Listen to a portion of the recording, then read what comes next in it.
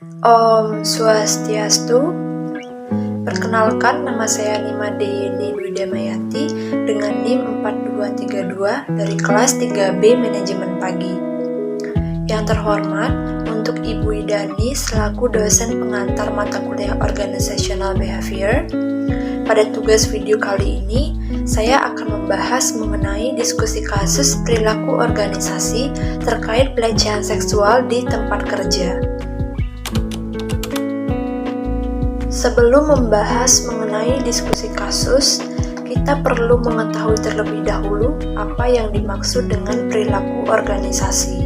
Perilaku organisasi merupakan suatu disiplin ilmu yang mempelajari tentang perilaku tingkat individu dan tingkat kelompok dalam suatu organisasi serta dampaknya terhadap kinerja. Di dalam suatu organisasi, pasti ada saja masalah atau kasus yang terjadi. Di antaranya kasus korupsi, adanya konflik, kekerasan, dan juga pelecehan seksual.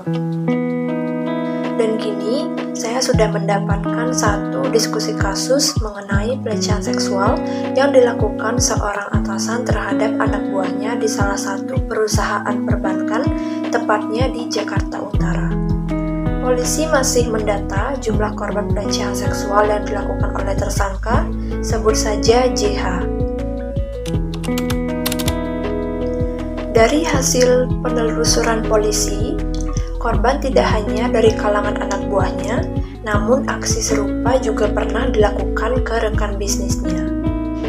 Pelecehan seksual itu terjadi pada Oktober tahun 2020. Ketika itu, dua korban bertandang ke perusahaan yang dikelola oleh JH. Ketika datang ke perusahaan milik JH, dua korban tersebut sempat ditelanjangi dan meninggalkan trauma yang berkepanjangan bagi si korban. Nasriardi, tepatnya di Polres Metro Jakarta Utara, menerangkan bahwa dua karyawan dikenal sebagai sosok yang lugu. JH juga tertarik dengan kepribadian si korban. JH memikirkan berbagai cara untuk melampiaskan hasratnya yang terus meninggi.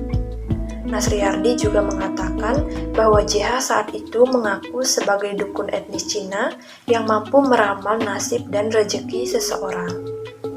Dia kemudian memperagakan keahliannya kepada DF dan EFS selaku inisial korban dengan modus menyentuh area sensitif korban. Para korban mengaku tidak berani melawan karena tersangka selalu membawa senjata tajam di pinggangnya. Tak hanya diramal, sang korban juga ditawarkan untuk membuka aura dengan syarat mandi bersama, namun saat itu kedua perempuan itu menolak. Selama bekerja, DF dan EFS kian mendapatkan perlakuan yang tidak mengenakan dari JH.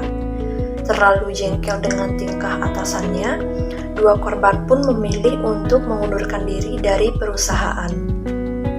Guna mempertanggungjawabkan perbuatannya, JH kini ditahan dan dituduh sebagai tersangka pelecehan seksual, dan kasus ini pun akhirnya ditangani oleh unit PPA Polres Metro Jakarta Utara.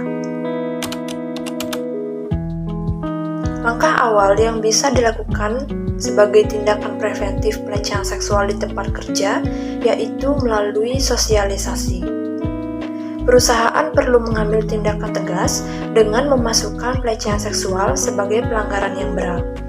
Hal ini bertujuan untuk membentuk kedisiplinan atasan maupun karyawan mengenai pelecehan seksual tersebut.